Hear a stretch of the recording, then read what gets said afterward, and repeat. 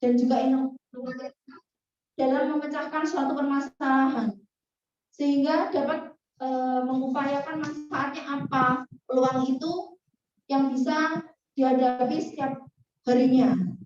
Misalnya kalian bisa memakai produk bekas atau mungkin botol air mineral. Nah, dijadikan kreativitas atau kerajinan apa saja yang bisa kalian kembangkan, bisa jadi tas atau mungkin bisa jadi bunga-bunga akrilik ya. Nanti coba disebut ya. Kenapa sih kok saya dari tadi bilangnya entrepreneur? Apa sih untungnya entrepreneur atau jadi wirausaha ini? Nih, salah satunya, ini ada 10 ya. Ada 10 keuntungan jadi wirausaha. Yang pertama, itu kalian bisa menentukan penghasilan kalian sendiri. Misalnya, dari pengalaman pribadi saya sendiri, dulu saya modal 1,5 juta untuk setelah saya lulus sekolah untuk jualan jilbab. Itu memang dirasa berat karena harus mondar-mandir, karena saya aslinya orang Magelang, mondar-mandir ke Jogja, modalnya 1,5 juta, nggak tahu mau dibuat apa.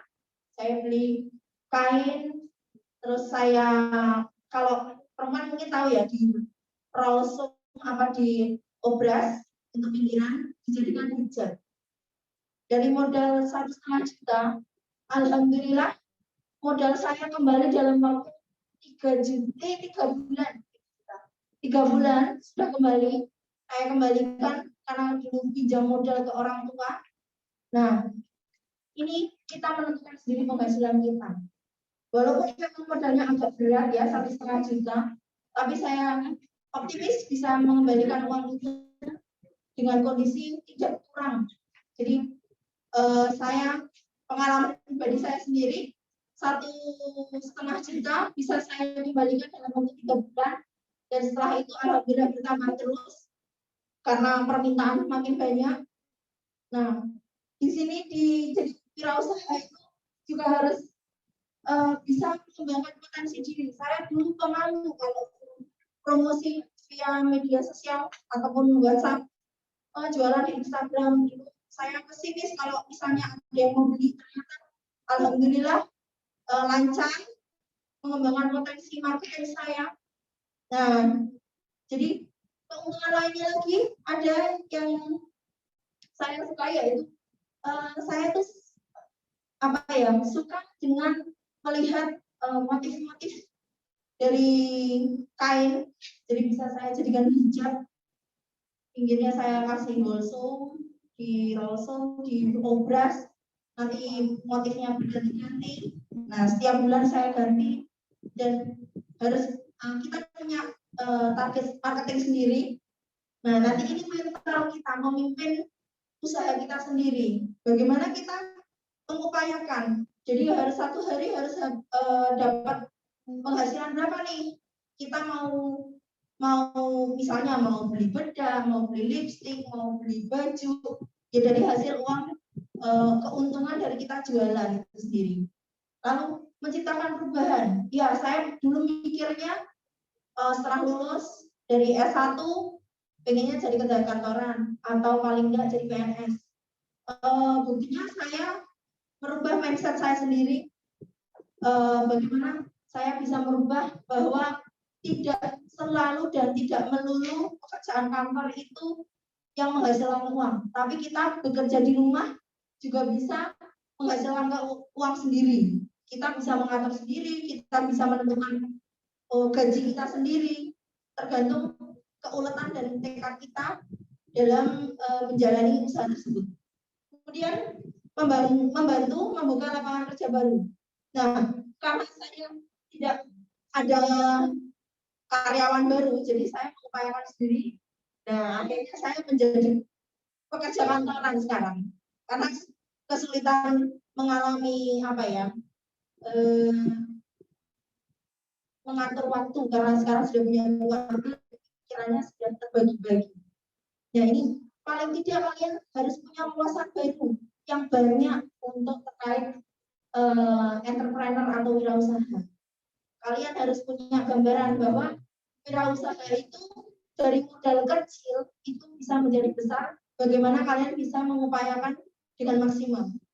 Lalu kita juga akan mempunyai relasi yang luas. Tidak hanya penjual yang di sini, tapi ada yang dari luar kota atau dari berbagai macam penjual yang menjual barang kan nggak harus hijab aja, atau mungkin jualan makanan atau jualan barang-barang bekas, itu menambah relasi kita. Kemudian waktunya lebih fleksibel, apalagi kalau yang menjual online, ya jualan jilbab bisa sewaktu-waktu, kita bisa packing malam, pagi di store ke tempat paketan, nanti siangnya kita bisa tidur-tiduran, tinggal nunggu yang transfer, ya kan? Itu waktunya lebih fleksibel. Kalau wirausaha itu memang waktunya tidak seperti orang kantoran, terserah, yang jam pagi jadi malam, yang malam jadi pagi, ya. Terus ini meningkatkan kepercayaan diri. Salah satunya kita bisa berdiri di sini adalah harus bisa percaya diri. Saat kita bisa menyampaikan, aku bisa punya pencapaian kayak gini, bahwa kita itu setiap orang itu punya kepercayaan diri masing-masing, tapi harus bisa diasah dengan kemampuan kita. Kita nggak tahu nih potensi kita kayak gimana, harus kita gali. Bagaimana cara kita menggali? Dengan mengikuti pelatihan-pelatihan yang menurut kita, oh ini perlu ini, aku kayak gini nih, aku kayaknya nggak pede nih, harusnya bisa itu kayak gini, tapi kok kayaknya nanti aku nggak punya teman tuh di situ. Ya nggak masalah, karena semuanya itu proses belajar. Nah, ini ada beberapa contoh pengusaha di preview, Bu. Nah, ini yang kalian tahu. Mungkin kalian tahu nggak ini Bill Gates yang punya Microsoft. Nah, dia pemilik kekayaan terbanyak kedua di dunia. Karena dia punya pemikiran tentang penciptaan Microsoft. Jadi semua tentang aplikasi apapun tentang Microsoft itu paketannya dari Bill Gates sendiri. Kemudian ada juga Mark, ini programmer, dia pencipta Facebook. Sekarang dia memiliki juga Instagram sama WhatsApp. Dan dia salah satu contoh pengusaha sukses. Dia hanya mencari, kalian punya keahlian masing-masing, ada yang programmer, ada mungkin yang masak, ada yang mungkin tata boga, atau tata busana, atau mungkin merias. Nah, itu dikembangkan dengan maksimal. Kemudian ada Steve Jobs. Tahu handphone iPhone? Nah, inilah penciptanya. Dia punya Apple Incorporation. Jadi dia punya handphone iPhone, terus laptop Mac yang Apple kelak, jangan ngomong siapa kelak gitu. Nah, dia co-foundernya, chairman sama CEO-nya Apple Inc. Di Indonesia sendiri kita punya pengusaha banyak sekali. Hairul Tanjung. Kalau kenal sama Pak Hairul Tanjung, Singkong. Nah, dia punya Trans TV. Dia orang terkaya 10 besar di Indonesia. Kemudian Haritanu Sudibyo, kalau kalian ada TV di rumah pasti tahu MNC TV. Itu miliknya Haritanu Sudibyo. Dia kalau orang terkaya urutan ke-22 di Indonesia.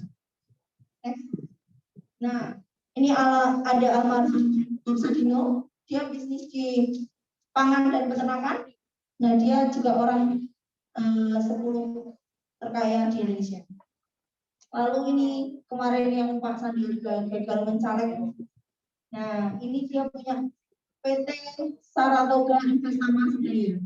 Jadi dia orang ke-29 terkaya di Indonesia. Dulu dia pengangguran. Awalnya Pak Sandiaga Uno itu adalah pengangguran.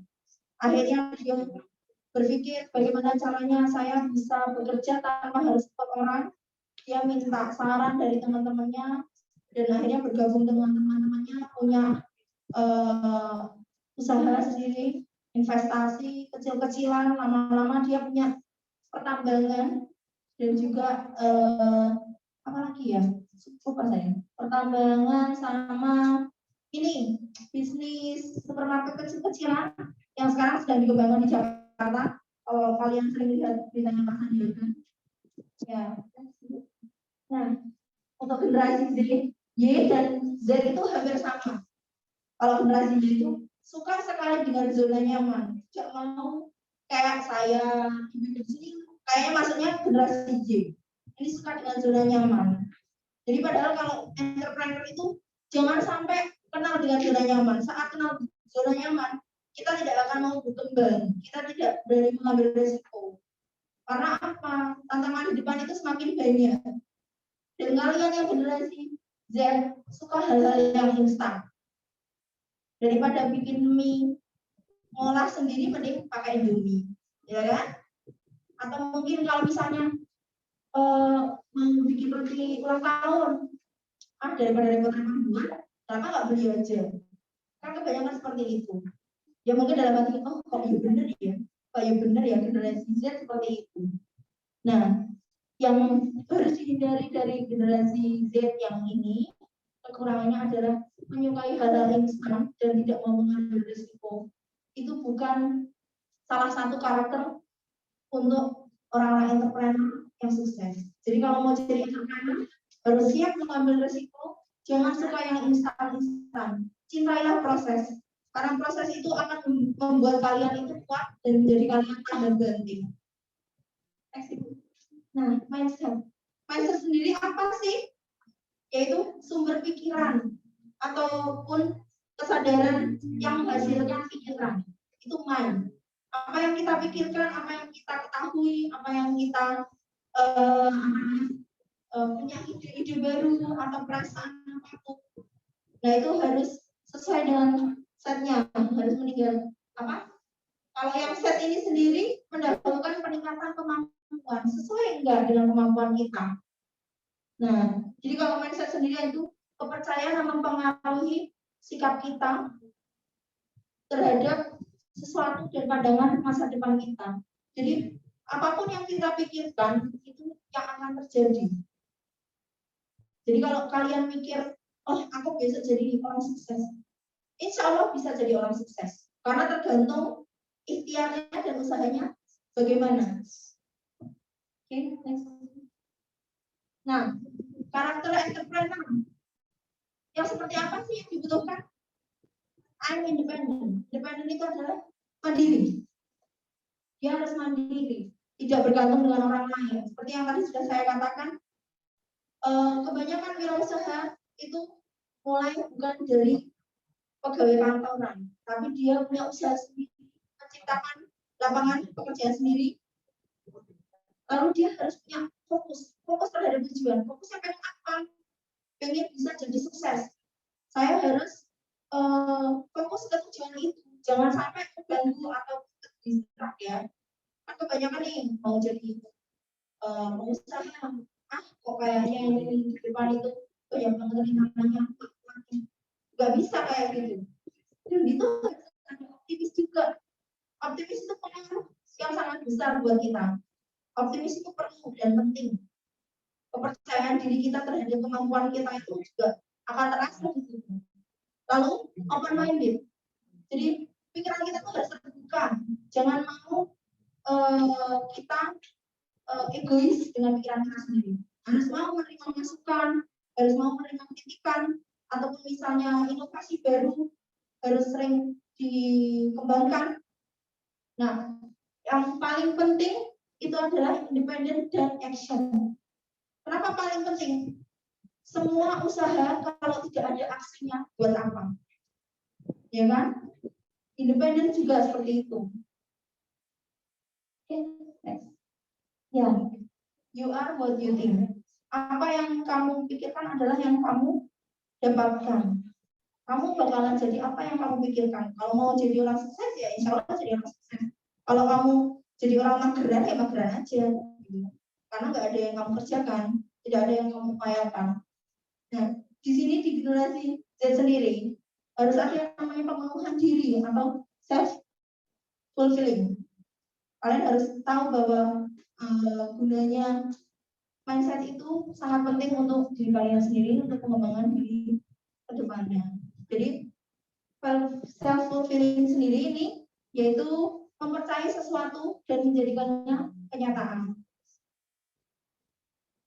Oke, terima kasih. Ada yang mau ditanyakan? Ya, gimana? Kiri. Bukan nama, jawab. Boleh, nggak usah malu-malu. Nama siapa, sekolahnya mana?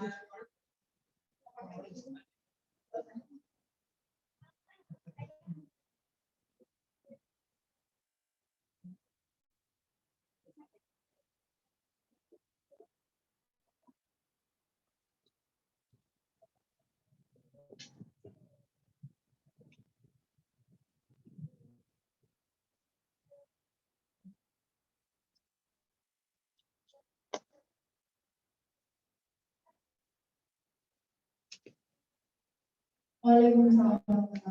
Ya. Itu yang pertama, peluang ya. Peluang apa yang harus kita ciptakan? Itu yang sering banget kita masih tidak tahu apa yang harus kita kerjakan. Itu ada dari sekitar kita. Misalnya, kalian memang suka yang namanya seni mengumpulkan atau mungkin menanam pohon. Nah, kan senang bertanam, bercocok tanam. Otomatis kita paling tidak kita punya estetika nih dalam membuat tanaman kecil-kecil atau mungkin hidroponik. Nanti kita jual nih dari online.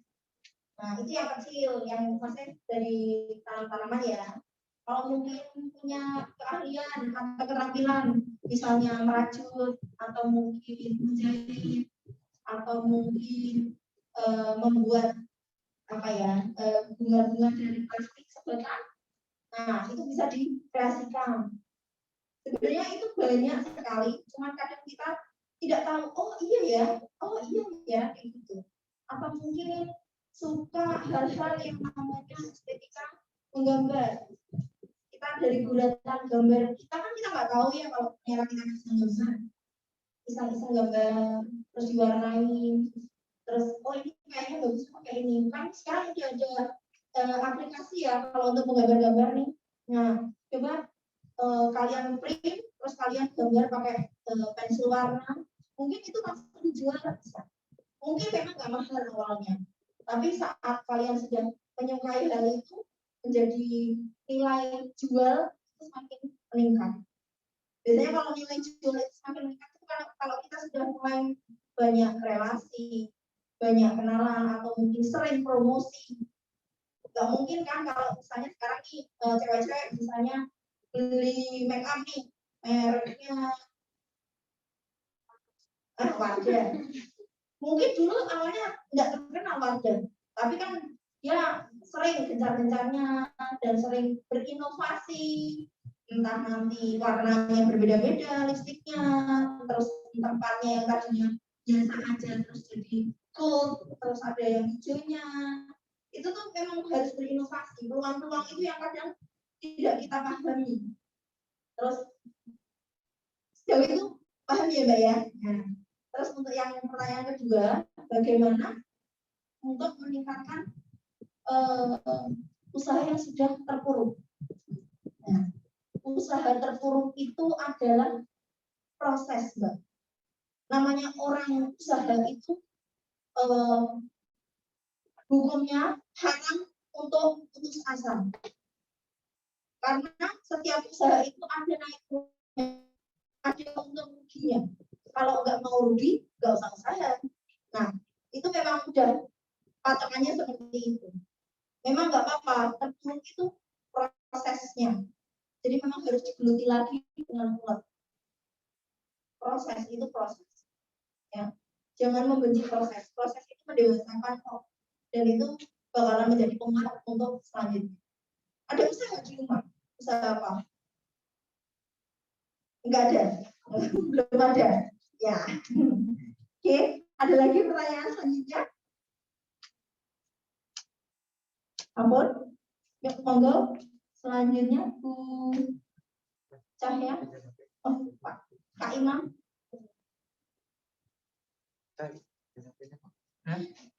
Terima kasih Bu Astrid. Tepuk tangannya dulu boleh Bu Astrid. Ya. Bukan kelahiran 97 itu ya Bu ya.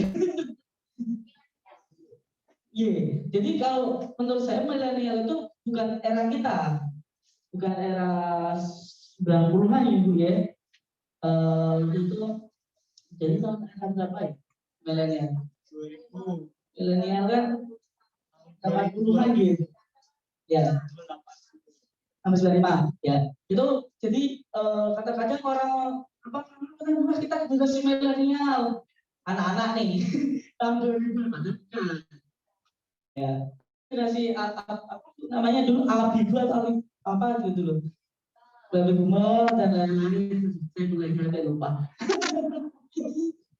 Ya Bu, ya baik, selanjutnya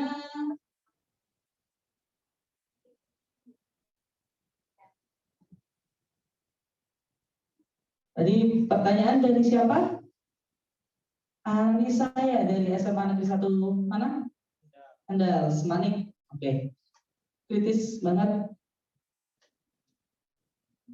Baik, selanjutnya Gen Z dan milenial. Nah, ini yang tadi teman-teman kenal milenial. Di Trainer Get a Great Skill 4.0 atau biasa mengatakan 4.0 dan lain-lain. Baik, untuk narasumber Ibu Cahya Amelia Tirta Safitri, SPSI, MSI, psikolog, saya persilakan.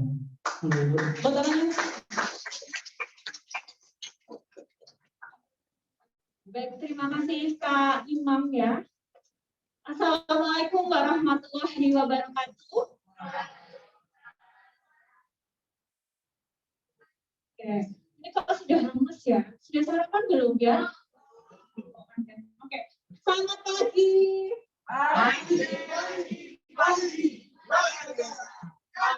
Sekali lagi enggak semangat. Selamat pagi.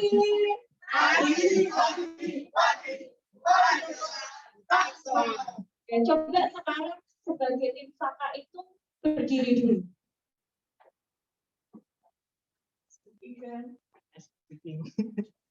Nah, kita akan cek konsentrasi ya. Oke, tarik nafas dulu. Rilekskan. Oke. Nah, nanti kalau saya bilang merah, tepuk tangan 1 kali. Ya. Coba tepuk tangannya seperti apa? Kalau saya bilang kuning, tepuk tangan 2 kali. Kalau saya bilang hijau, nanti katakan yes, yes, yes, gitu ya. Oke, kita coba. Tarik nafas. Merah. Dan kelihatan nggak fokus. Kuning. Hijau. Yes, yes, yes. Hijau. Yes, yes, yes. Kuning. Merah. Hijau. Yes, yes, yes. Kuning. Merah. Oke, tepuk tangan untuk kita semua. Baik, silakan duduk kembali. Ya, tadi sudah dijelaskan Bu Astrid ya tentang entrepreneur. Nah, di sini saya akan menjelaskan, belum perkenalan dulu ya, makanya kalau belum kenal itu belum sayang. Ya. Saya ditinggal. Oke, perkenalkan, nama saya Cahya Amelia Tirta Safitri. Kebetulan sekarang saya tugasnya adalah mengajar di Universitas Muhammad Sri. Ini SMA atau sudah kuliah? Saya kira ini sudah bekerja semua ya. Nah, kebetulan saya mengajar di Selamat Sri, barangkali nanti teman-teman ada yang tertarik di Selamat Sri ya, bisa hubungi Pak Imut ya, Pak Saifudin. Nah, ini silakan Bu Berani langsung saja ke materi. Tadi kita sudah sempat menyinggung tentang yang namanya generasi. Sebenarnya generasi ini sudah ada beberapa. Yang pertama itu mulai dari baby boomer. Baby boomer itu adalah mungkin seusia mbah kalian. Ya, kakek nenek. Ya, itu adalah generasi baby boomer. di mana mereka itu pekerja keras. Kemudian masuklah ke generasi X itu pada tahun 1930 sampai 1980. Ada di sini generasi X? Nggak ada ya. Nah, ini mereka mudah beradaptasi. Kemudian mereka ini kerjanya suka yang sistematis, yang tidak fleksibel. Kemudian mandiri dan individualistis. Dan mereka ini mengutamakan sekali yang namanya work-life balance. Kerja ya kerja, tapi tetap ingat keluarga di rumah. Tetap me time, ya istilah anak-anak zaman now ya kan. Nah, kemudian ada yang namanya generasi Y atau milenial. Ada yang sudah milenial di sini? Ada. Pak siapa?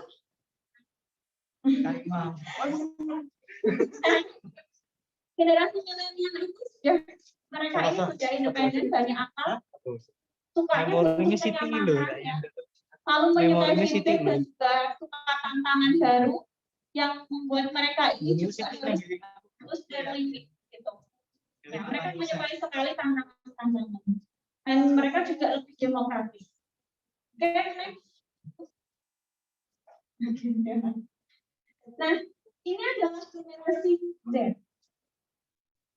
Di sini ada yang merasa generasi Z? Atau ini generasi apa? Generasi A. Nah, jadi generasi Z itu sebenarnya identik sekali dengan yang namanya teknologi. Saya yakin tidak ada dari kalian ini yang tidak menghabiskan waktunya berjam-jam cuma pegang HP. Ya, sukanya mungkin hobinya mager sambil main handphone, iya enggak? Yang menolak. Nah, ini yang membuat mereka ini kadang sulit beradaptasi dengan lintas generasi. Sering konflik nggak dengan orang tua atau dengan kakak-kakaknya? Ya, yang mungkin beberapa enggak ya, tapi kebanyakan karena mereka yang teknologi banget, lihat mbahnya nggak bisa handphonean gitu ya, kadang suka cuma sendiri. Kemudian kemampuan komunikasi ini juga terbatas. Maksudnya gimana komunikasi yang terbatas? Nah, mereka ini lebih suka dengan dunia maya.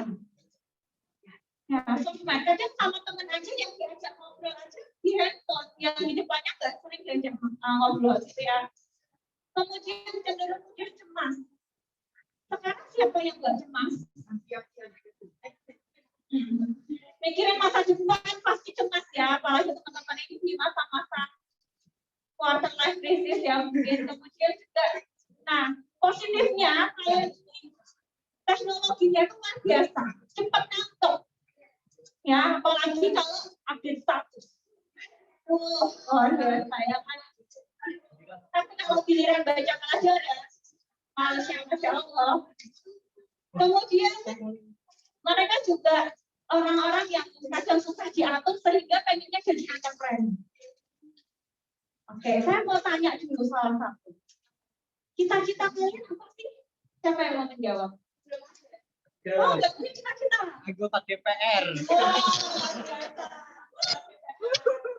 Ada lagi yang ya luar biasa sekali ya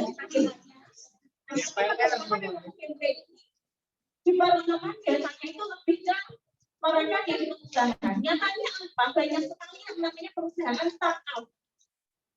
Ya kan, ada Lamborghini, Gojek, kemudian Grab. Nah ini transformasi yang luar biasa sekali. Kemudian mereka itu juga multitasking. Ambisius nggak kalian? Insya Allah. Dan kurang bisa dari presentasi sudah disinggung Bu Asep, kalau kalian ini sukanya ya masuk aja gitu kan. Mager nih, ya kan? Bagi yang masih baper ya, ada yang sukanya biasanya pengennya yaudah di rumah aja, menikmati hujan, ya kan, sambil menggalau, aja banget biasanya. Oke, next. Nah, ini survei dari Tirto ID, jadi bidang pekerjaan pilihan generasi Z ini lebih banyak ke pengusaha. Berpikir Kalau kerja kantoran ini biasanya waktunya ini harus dipatok jam karena mereka cukup fleksibel, suka hal-hal yang kebebasan, mengenai kebebasan. Nah, biasanya mereka sangat memilih yang menjadi entrepreneur. Di sini ada yang sudah jadi entrepreneur, misal jualan jilbab atau mungkin sudah jualan makanan aja. Ya, berhenti sejenak. Berhenti sejenak. Iya. Kenapa? Fokus kerja. Untuk kuliah kok, Bu. Nah, sampai sekarang ini kita sedang genting-gentingnya menghadapi yang namanya industri 5.0. Sudah bukan lagi yang namanya generasi ataupun industri 4.0. Apa itu industri 4.0? Nah, revolusi industri 4.0 itu muncul pada abad ke-21, di mana ciri utama dari revolusi industri adalah penggabungan informasi dan teknologi komunikasi dalam bidang industri. Kira-kira contohnya apa? Iya, online E-commerce. e-commerce. Ya, sekarang kan luar biasa sekali ya. Iya. Bahkan untuk kita aja kadang males mau datang ke toko.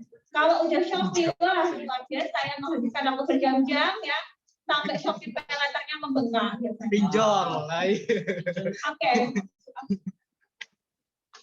Nah, ini adalah ciri industri 4.0. Sudah ada yang namanya Internet of Things, segala hal itu sudah based on internet. Kemudian big data, artificial intelligence, cloud computing, dan additive manufacturing. Nah, ini dia menurut Korea, karena nanti revolusi industri 4.0 ini dalam 5 tahun mendatang itu bisa menghapus 35% jenis pekerjaan. Dan bahkan 10 tahun yang akan datang jenis pekerjaan yang akan hilang ini bisa menambah menjadi 75%. Itu artinya apa? Kita itu bisa jadi perannya akan tergantikan oleh mesin, oleh teknologi. Kira-kira contohnya apa yang sekarang ini sudah mulai terjadi? Robotik. Banyak yang tadinya waiters pakai orang jadi robot. Ya makanya pakai, iya betul. Seperti misalnya adalah yang dulu itu kalau teman-teman lewat di tol, Ya, itu sekarang sudah nggak ada, diganti semua oleh mesin. Kemudian kalau di bank ini juga sudah mulai pakai mesin. Karena semua bisa smartphone sekarang. Ya kan transfer semuanya nggak pulang datang ke dalam gitu ya. Kemudian apa lagi kira-kira? Contohnya nggak?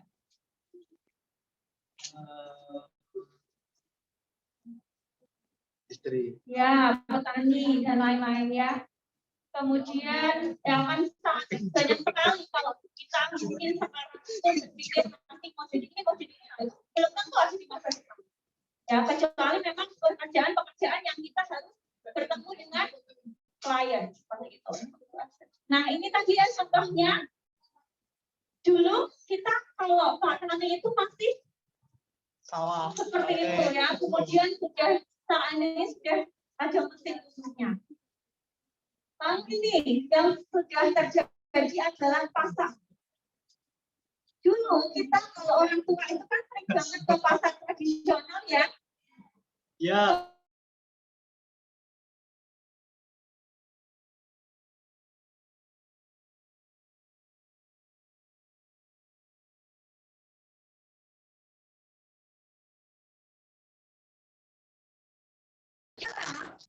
Sudah ada yang namanya smartphone, ya, e-commerce, Shopee, terus Shopee, terus apa lagi?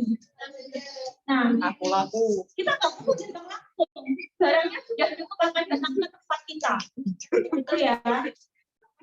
Ada lagi sekarang juga pom bensin, kalau di beberapa tempat di Semarang itu sudah self-service sistemnya.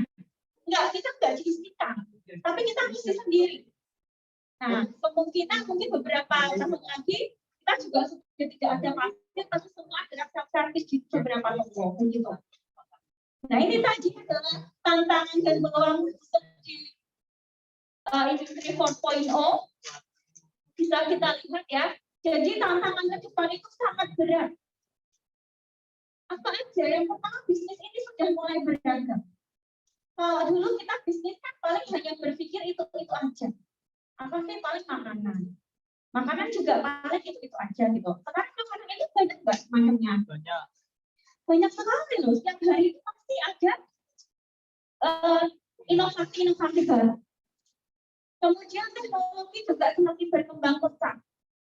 Nah, apalagi ini kita sudah ada yang namanya metaverse ya, kalau di TikTok tuh lihat nggak? Ya. Ya kan?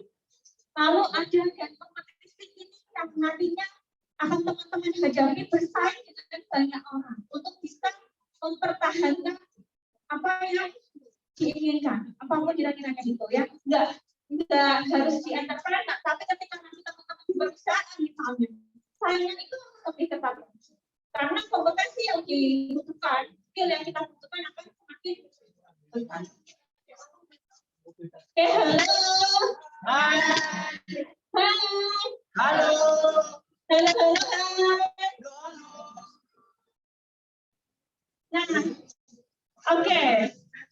Sekarang caranya gimana untuk kita menghadapi tantangan ke depan kira-kira?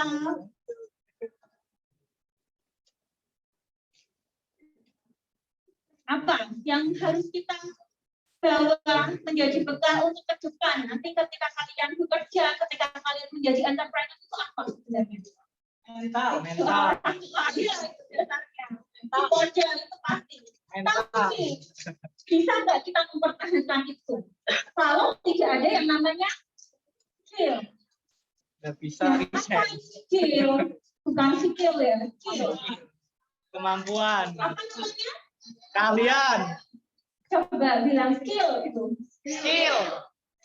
Bukan skill ya, skill coba. Skill. Nah, jadi skill ini adalah kapasitas yang diperlukan oleh seseorang untuk menjalankan tugas dalam rangka pengembangan diri. Kemudian, skill ini ada dua yang nantinya akan kita bangun terus. Ada yang namanya soft skill dan ada yang namanya hard skill. Kalau soft skill itu yang bagaimana sih, Bu? Jadi kalau soft skill itu adalah atribut diri yang merupakan sifat bawahan dan kita tidak mempelajari secara formal. Nanti kita akan baca macam-macam soft skill itu apa aja. Kemudian hard skill. Nah, hard skill ini adalah bahan utama yang dibutuhkan dalam suatu pekerjaan dari segi kemampuan secara spesifik. Kira-kira apa yang termasuk hard skill? Di mana ini juga bisa diberikan dengan sertifikat ya. Iya. Misalnya apa? Kalian jahit. Bahasa Inggris, pelatihan jahit, IT. Bahasa. iya kan, Pak, bahasa Inggris tadi ya, Iya. bahasa macam-macamnya. Nah, ini adalah yang namanya hard skill. Dan ini kan nanti yang dibutuhkan mana kita bekerja.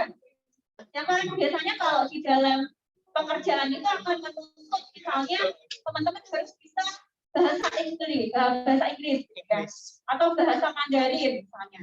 Itu adalah hard skill. Lalu bagaimana dengan soft skill? Soft skill. Nah, Sikap. ini adalah berbagai macam soft skill yang teman-teman harus miliki. Ya. Ini yang nantinya akan menjadi bekal untuk teman-teman menjadi Gen Z and millennial. Apa aja? Yang pertama adalah adaptability. Adaptasi. Adaptasi itu kan seperti apa? Selalu menyesuaikan keadaan. Iya, kita bisa menyesuaikan diri kita dalam kondisi. Termasuk kemarin ketika COVID banyak sekali pekerjaan yang diungsikan. Iya. Karena mereka tidak bisa beradaptasi dengan kondisi. Ya kan? Kemudian yang kedua adalah komunikasi. Nah, komunikasi itu tidak sekedar kita ngomong ya satu enggak. Tapi bagaimana kita bisa memahamkan ke orang lain, ya kan? Apa yang kita mau. Kemudian public speaking dan lain-lain itu adalah di communication. Nanti yang ketika teman-teman di ranah bekerja itu tidak hanya ketemunya dengan sesama gen Z dengan gen Z, itu nggak mungkin karena nanti yang ditemukan dengan gen X, gen Y yang cara komunikasi mereka berbeda. Nah, tapi bagaimana caranya kemudian kita bisa menggandeng mereka, mengajak mereka berkomunikasi. Kemudian ada collaboration.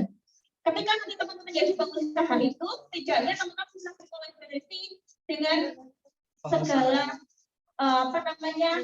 ahli gitu ya.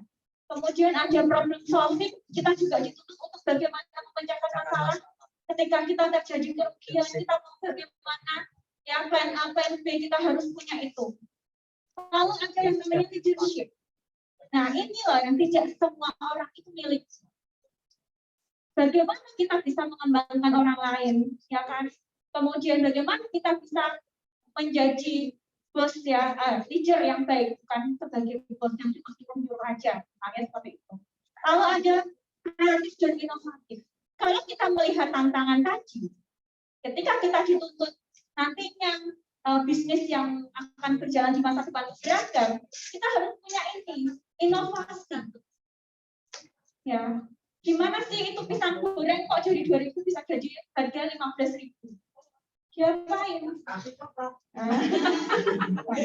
atau kasih yang lain yang bisa di sini harganya 15.000 dan itu laku.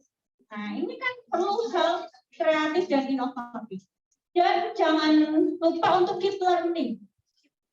Sekalipun teman-teman udah jadi orang sukses, kita pasti akan dituntut untuk belajar terus, untuk upgrade ilmu dimanapun itu. Kemudian punya self management. Self management itu bagaimana kita bisa menghadapi kondisi ya, time management dan lain-lain. Dan juga ada help others juga. Dulu warung steak, teman-teman tahu warung steak nggak? Yang di Semarang. Nah, warung steak itu dulu awalnya itu mereka sistemnya itu bagi-bagi dulu sebelum membangun bisnis ya, help others.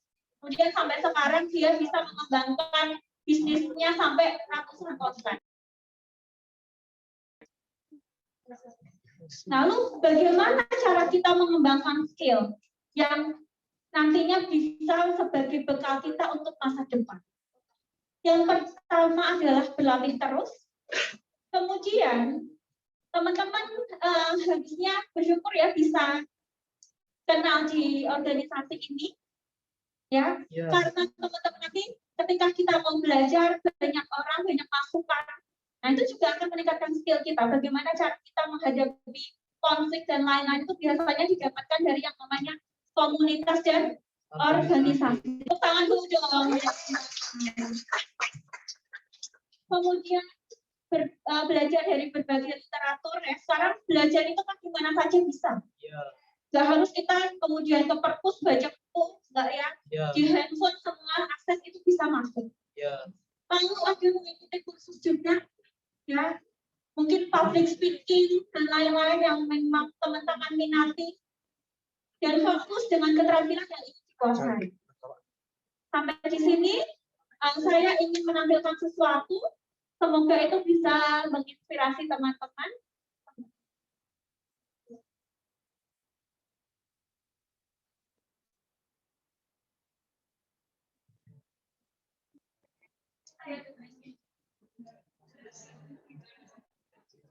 Impossible nih.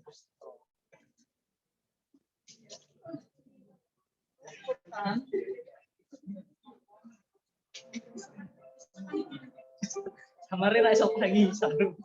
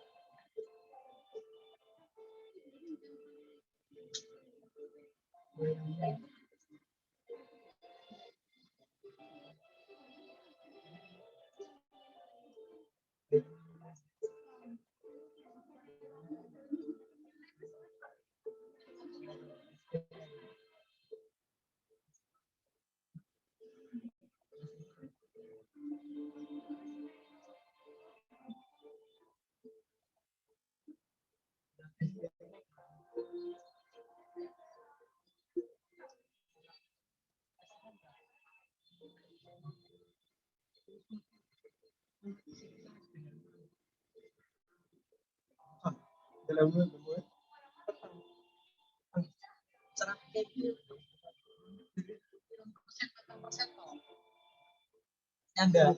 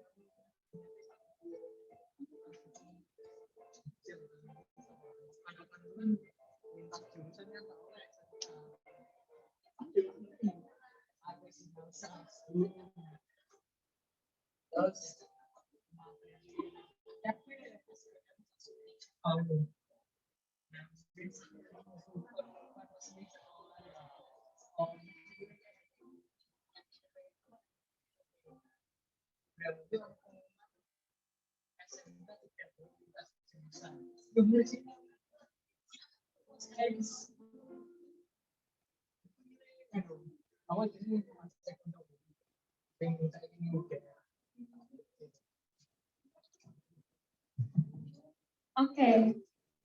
Apa tadi artinya? Iya, jadi saya yakin teman-teman masih bingung dengan perjalanan hidupnya nanti ke depan mau seperti apa, bagaimana. Tapi itu proses yang mesti kita lalui.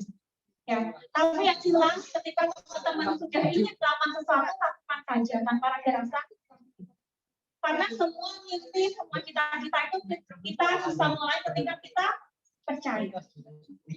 Oke, mungkin cukup sekian dari saya. Semoga apa yang kami sharingkan hari ini bisa bermanfaat.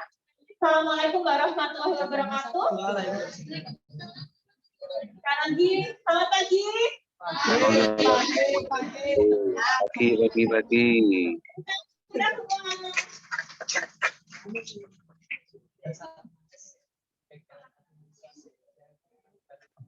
Tepuk tangan sekali lagi Ibu Jember ya.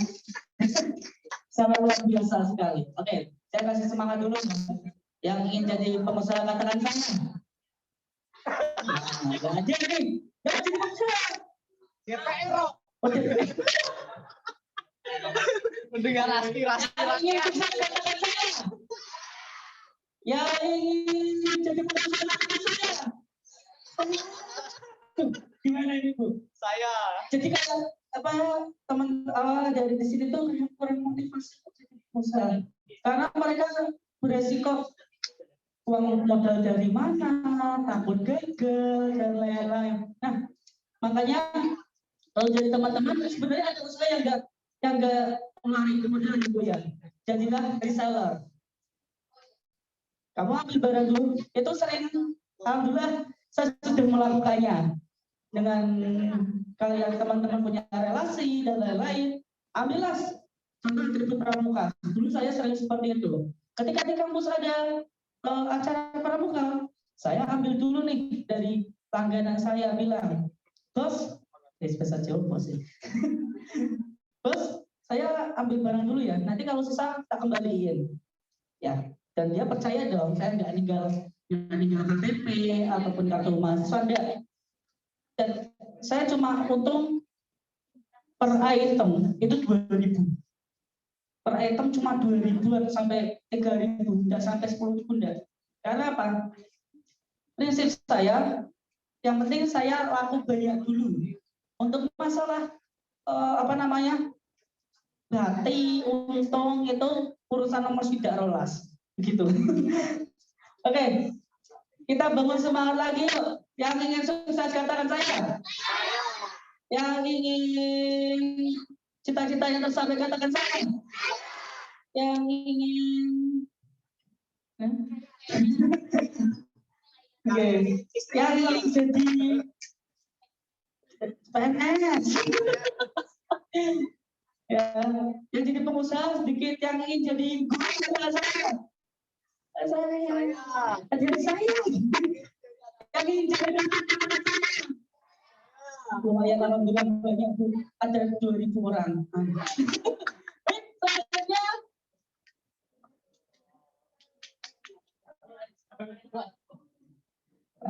baik, selanjutnya materi dari narasumber kita, Works and Marine Fisheries. Wow, apa itu artinya?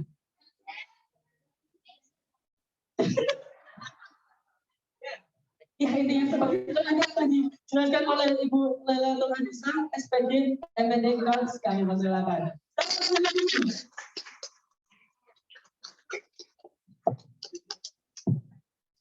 Oke, terima kasih Kak Imam atas waktunya. Assalamualaikum warahmatullahi wabarakatuh. Semangat pagi. Waktu sudah menunjukkan pukul 10 ya, saatnya coffee break. Jadi pada materi saya boleh diselingi dengan menikmati hidangan yang ada karena sudah jam 10 pagi ya. Oke, sebelum saya menyampaikan materi ini, tadi sudah disampaikan Bu Cahya bahwa tak kenal maka tak sayang ketika saya ditinggalkan lagi. Jadinya kasihan. Oke, perkenalkan nama saya Lela Tuhanisa, biasanya dipanggil Bu Agnes. Saya aslinya dari Denmark. Kemudian harus imigrasi ya ke Banjarmasin. Tetapi tulang rusuknya Bu Anis ada di Kendal, sehingga saat ini Bu Anis pindah ke Kabupaten Kendal. Jadi perjalanannya untuk menemukan tulang rusuk itu harus ke Kalimantan dulu, habis itu balik lagi ke Jawa. Ya, ya itu namanya proses kehidupan ya. Tulang rusuk pun harus dicari ya ternyata ya. Nah ini nanti untuk ke depan pastinya para kakak-kakak dan adik-adik ini saya lihat masih muda-muda semua, yang dimana kalian semua ini merupakan generasi penerus bangsa, sehingga harapannya generasi ini berkualitas. Nah, kalau berkualitas, negaranya maka akan maju, begitu ya. Untuk siang hari ini, Bu Anis akan menyampaikan materi berkenaan dengan Work and Money Tips, di mana ternyata di negara-negara yang berkembang seperti Indonesia, walaupun Indonesia sudah menyatakan diri sebagai negara maju, tetapi ternyata dibandingkan negara maju yang lain belum bisa berdaya saing yang tinggi. Oleh sebab itu, apa yang harus dirubah yaitu adalah SDM-nya, sumber daya manusianya. Di mana sumber daya manusia di sini adalah kalian semua sebagai generasi penerus bangsa. Oke, selanjutnya di sini diharapkan semuanya nanti setelah mengikuti pelatihan ini merdeka finansial. Ya, apa artinya? Ya, kalau ada kegiatan sana sudah tidak bingung lagi dananya dari mana, begitu ya. Kalau misalnya untuk memanajemen uang itu baik itu kegiatan maupun dana pribadi juga sudah tidak bingung, karena di sini kita ada 4 materi di mana kalian memang diharapkan nantinya benar-benar merdeka finansial. Nah, ini adalah fenomena ya, fenomena yang terjadi sekarang di mana generasi Z itu yang pertama adalah shopping online ya. Coba dilihat keranjang shoppingnya. Sudah ada berapa yang mengantri? Pay letter. Waduh, sampai 1.000 ya, 1.000 franchise Shopee. Mungkin sudah expired itu. Di dalamnya itu produk yang Anda inginkan sudah tidak tersedia. Ya, sampai seperti itu. Oke, kemudian yang kedua coffee shop. Ya, ini yang sering nongkrong-nongkrong atau misalnya dalam satu hari tidak minum kopi, kemudian kepalanya menjadi celut-celut begitu ya dalam waktu sehari ini ya kalau tidak minum kopi. Ini adalah fenomena generasi Z ya, di mana memang semuanya itu lebih menginginkan adanya keinginan ya, bukan kebutuhan. Oke, sekarang financial habit ya, jadi hal-hal yang biasanya kalian lakukan itu yang pertama adalah shopping online. Nah ini apalagi kalau sekarang itu ada promo 12-12, nanti ada promo 11-11, ada promo akhir tahun. Nah ini yang menyebabkan memang kita menjadi tergiur. Wah gimana nih, harus segera mencari promo-promo ini. Padahal dengan kondisi seperti itu kita tidak melihat, oh keuangan kita itu berapa, apakah kita mampu untuk hidup 1 bulan lagi, 2 bulan lagi, 3 bulan lagi, begitu ya. Kemudian jalan-jalan ke mall. Mungkin kalau di Kendal itu tidak ada mall, adanya Aneka Jaya ya. Jadi seringlah jalan-jalan ke Aneka Jaya, begitu ya. Nanti kalau misalnya Aneka Jaya masih kurang, melipir sedikit ke Ngalian. Nah, di sana lumayan ada anak-anak begitu ya. Nanti kalau di sana kurang, maju sedikit ke sana. Di sana banyak sekali ya mal-mal yang berjejeran sehingga dalam 1 bulan tidak ke mall rasanya sudah hampa ya, hampa terasa. Nah, kemudian yang ketiga itu adalah nongkrong di kafe. Nah ini yang biasanya walaupun tidak bisa ke kafe, minimal ke angkringan ya. Sekarang angkringan juga sudah merambah ya, sudah naik pamor ya, tidak lagi menjadi kaki 5, tetapi di sana sudah menjajakan begitu banyak menu yang memang dimodifikasi supaya lebih menarik. Nah, ternyata uang kita itu ada di sini ya. Uang kita itu ada di sini. Kita lebih suka shopping online, kemudian jalan-jalan nongkrong-nongkrong di kafe. Akhirnya ini yang menyebabkan uang kita itu lebih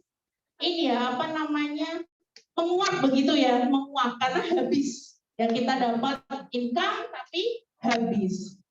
Selanjutnya, nah ini apa yang harus kita lakukan? Ternyata kita tidak boleh bergantung kepada siapapun. Tadi Bu Astri sudah menyatakan bahwa independen begitu ya. Jadi tidak bergantung pada siapapun. Baik itu partner, pasangan, nanti ketika kalian memiliki suami atau istri, jadi diharapkan tidak bergantung, diharapkan. Kemudian menjadi pribadi yang mandiri dan independen untuk mengatur uangnya sendiri. Jadi bukan untuk mengatur uang teman atau tetangga. Jadi mengatur uang sendiri. Gitu ya. Jadi nanti takutnya malah mengatur uang teman atau tetangga. Setelah itu, dan ini ternyata ketika kita bisa, ini recehan ya. Jadi bukan uang yang besar nominalnya, recehan. Ternyata kalau kita bisa memanajemen dengan baik, kemudian kita bisa mengelola kebutuhan kita sendiri, mengurangi habit, menurunkan keinginan ya, bukan kebutuhan. Karena kalau ingin itu tidak akan ada habisnya. Hari ini saya ingin ini, jadi ada habisnya. Apalagi kalau bangun tidur, bisnisnya atau keinginannya dari ini mau saya mau kemana lah ini. Apalagi ini kan tanggal merah ya. 2 hari libur ini saya mau kemana nih? Ternyata ketika kita bisa menabung sedikit demi sedikit, lama-lama menjadi bukit. Nah, konsepnya gimana? Save, save, dan save. Jadi simpan, simpan, dan simpan. Karena menabung itu adalah hal yang sangat penting sehingga kita memiliki dana darurat ketika kita terjadi kondisi yang mendesak. Kondisi yang mendesak itu kita tidak tahu kapan itu akan terjadi. Bisa saja terjadi 5 menit akan datang, atau 1 hari yang akan datang, atau 1 minggu yang akan datang. Itu adalah konsepnya. Misalnya, bagaimana cara mengaturnya? Sedangkan kita nggak punya income, begitu ya. Maksudnya di sini adalah adik-adik semua atau kakak-kakak semua itu belum memiliki penghasilan. Kalian sebenarnya memiliki penghasilan tetap dari orang tua. Penghasilan tetap, ya. Jadi misalnya dalam 1 hari penghasilannya itu 10.000, gitu ya.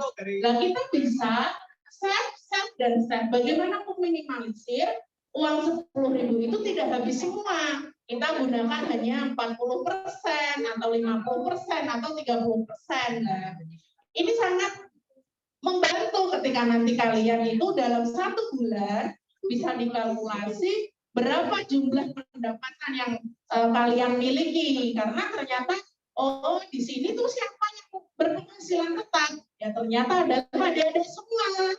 Yang lain belum tentu, begitu ya. Kemudian, kalau memiliki tabungan itu jangan hanya 1.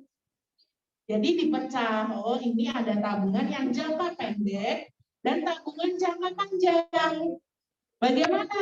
Oh ternyata dalam 1 bulan saya memerlukan kebutuhan ini. Kebutuhan ya, diingat ya, kebutuhan, bukan keinginan.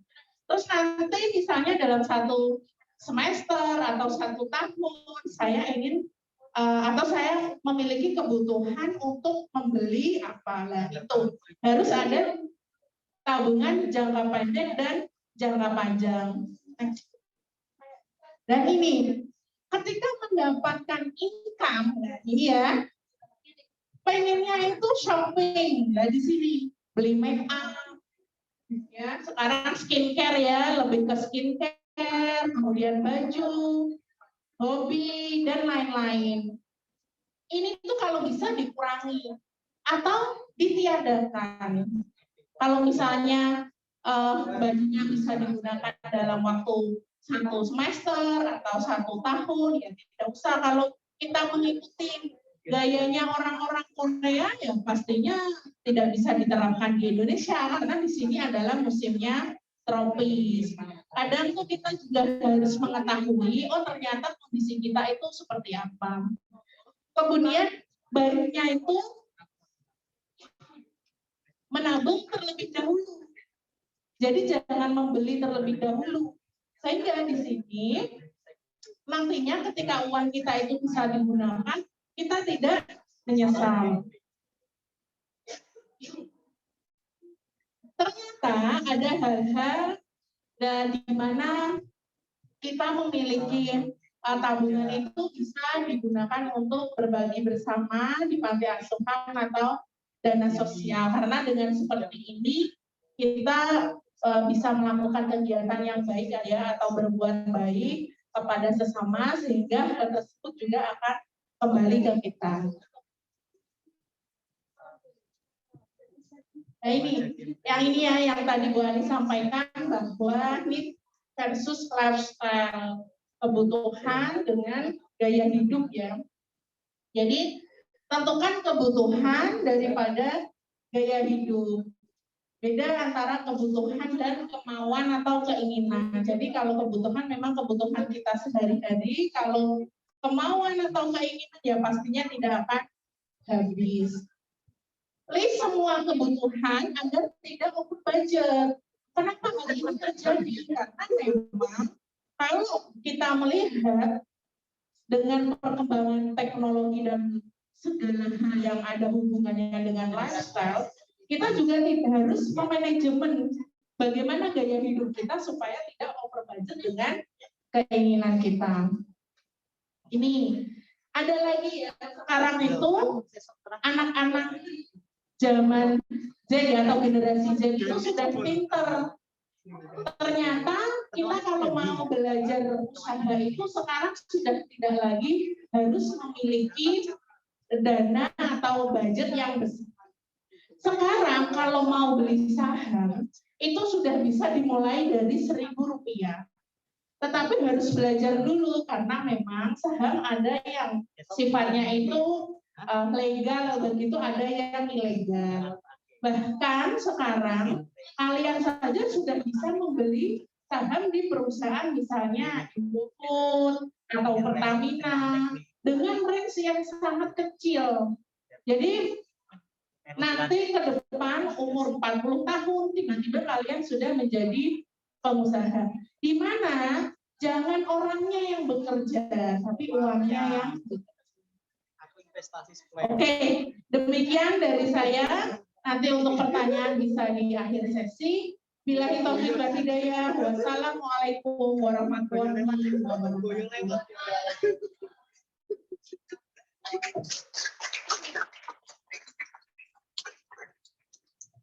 Iya, terima kasih Ibu Lailatul Anisa. Tepuk tangan sekali. Jadi dari tadi udah itu ya. Ada nggak sih dari teman-teman yang masih dibingungkan dengan materi Bu Anissa tadi? Ada? Ada. Nanti ditanyakan di akhir sesi yang belum saya. Oke. Selanjutnya dari Bu Dwi Astari nih, Asisten SPD MPD dengan materi financial planning sebagai panorama literasi keuangan. Baik, waktu dan teman kami persilakan Ibu. Tepuk tangan jam.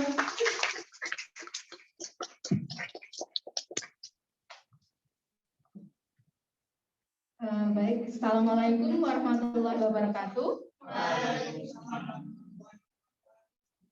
Kayaknya belum semangat. Selamat pagi semuanya.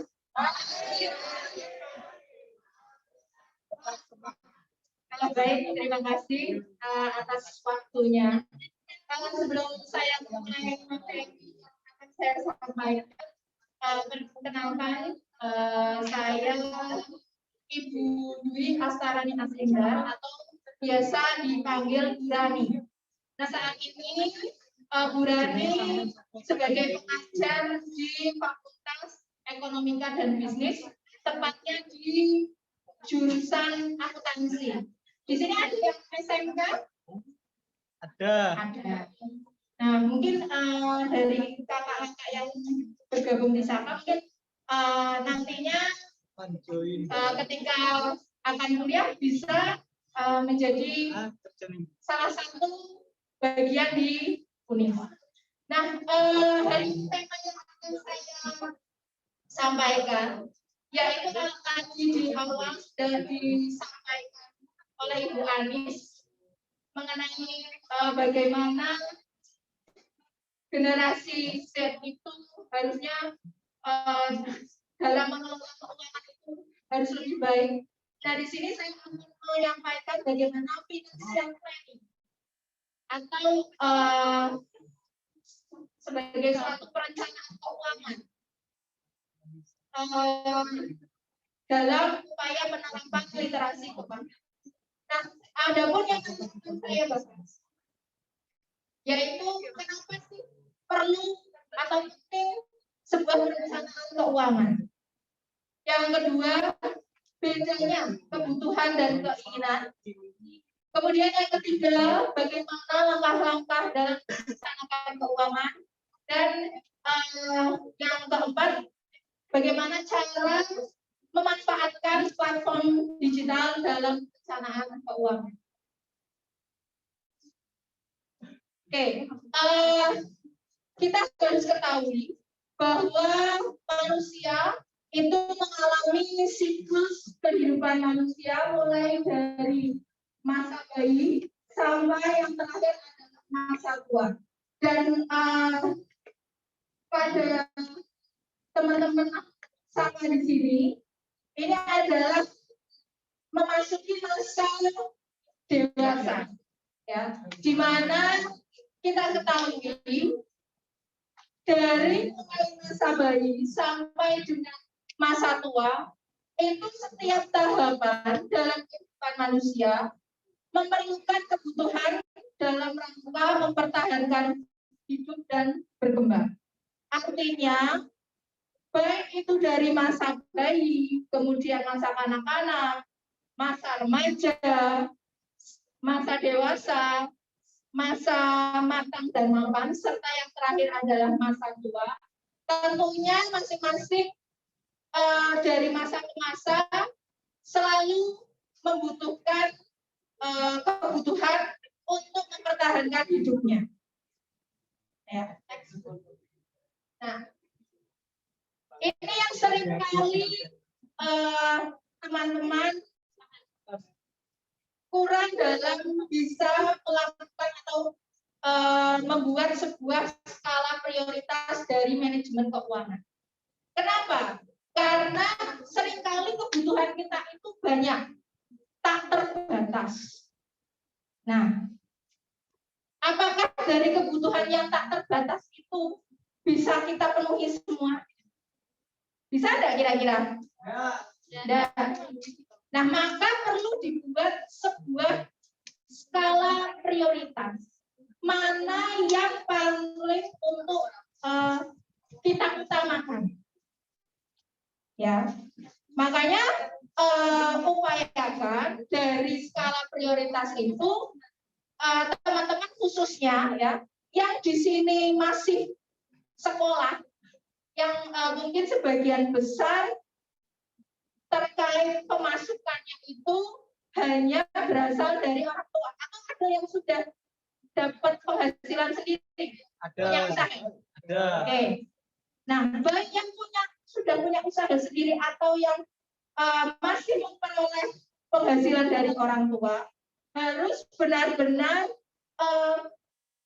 memanfaatkan apa yang sudah didapat dengan berdasarkan skala prioritas. Nah, maka dari itu, untuk menentukan skala prioritas, yang pertama perlu diupayakan adalah planning, direncana.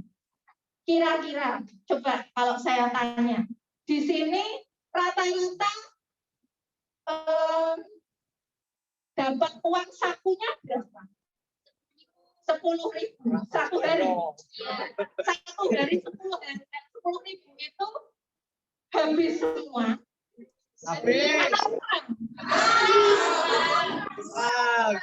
Kurang ya. Terus kalau kurang minta lagi. Terus kalau misalnya ya, kalau kurang minta lagi, kira-kira dari uang 10.000 itu semuanya digunakan untuk memenuhi kebutuhan pada hari itu, atau kalian ada yang sisihkan untuk misalnya kebutuhan sewaktu-waktu, habiskan ya. Nah, ini berarti kalian belum melakukan perencanaan. Ya. Karena apa? Karena yang namanya perencanaan di sini penting. Khususnya ya bagi kalian yang mungkin dalam hal ini baik yang sudah punya penghasilan sendiri ataupun masih menggunakan atau memperoleh penghasilan dari orang tua. Kenapa? Karena ketika kalian tidak melakukan perencanaan, ketika ada kebutuhan mendadak sewaktu-waktu, ya, kalian akan kesulitan. Makanya tadi kalau misalnya butuh sesuatu ya akhirnya tidak bisa dipenuhi. Ya, itu gunanya planning. Nah, dengan adanya perencanaan ini kita bisa melakukan pengorganisasian. Contoh nih, misalnya ketika ada mungkin yang dapat uang sakunya itu 200.000 misalnya, selama berapa kira-kira kalau 200.000? 1 minggu, ya misalnya. Nah, 200.000 itu perlu kalian rencanakan. Kira-kira 200.000 itu untuk beli pulsa berapa? Ya, untuk misalnya beli kebutuhan, misalnya kalau yang perempuan misalnya make up berapa, ya. Kemudian ada juga yang perlu ditabung berapa. Jadi itu perlu direncanakan, jangan 200 belum 1 minggu, misal baru 3 hari habis.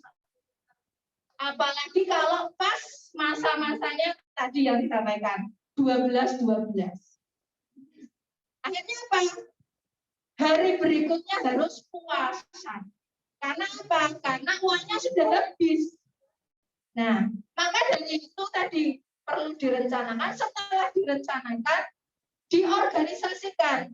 Oh, ini yang masuk untuk kebutuhan berapa, kemudian yang untuk ditabung berapa, itu perlu diorganisasikan. Kemudian activating,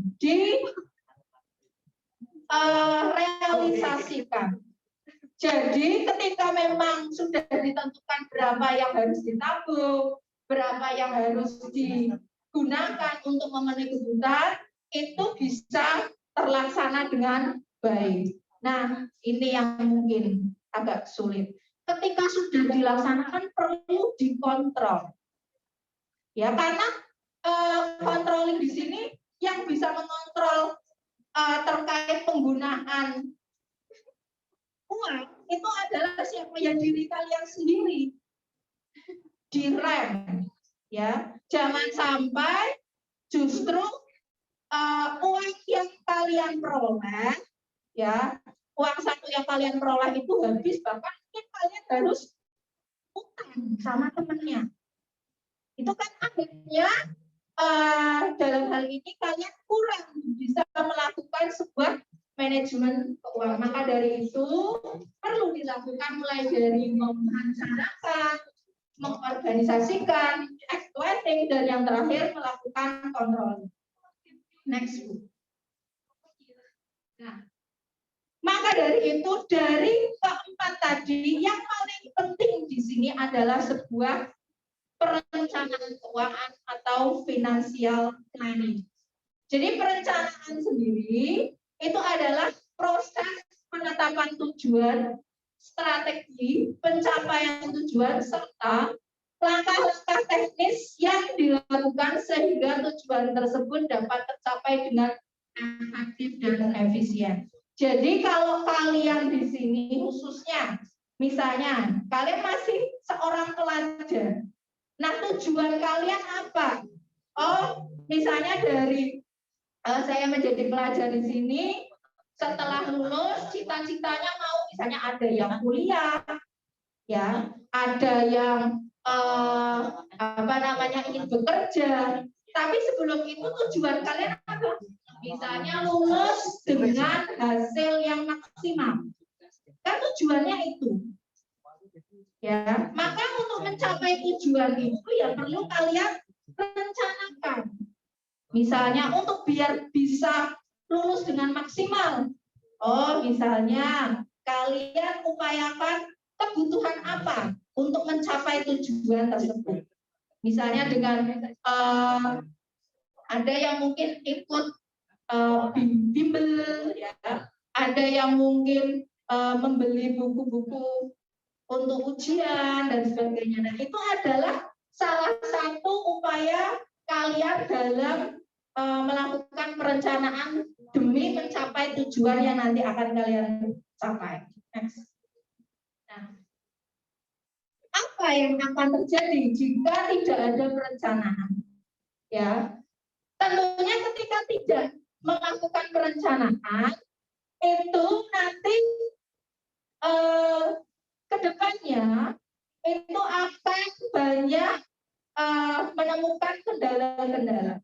Maka dari itu perlu dilakukan perencanaan. Yang pentingnya yaitu dengan perencanaan kita dapat memprediksi hal-hal yang tidak diinginkan, yang mungkin akan terjadi di masa depan, dan melakukan tindakan antisipasi semenjak dini.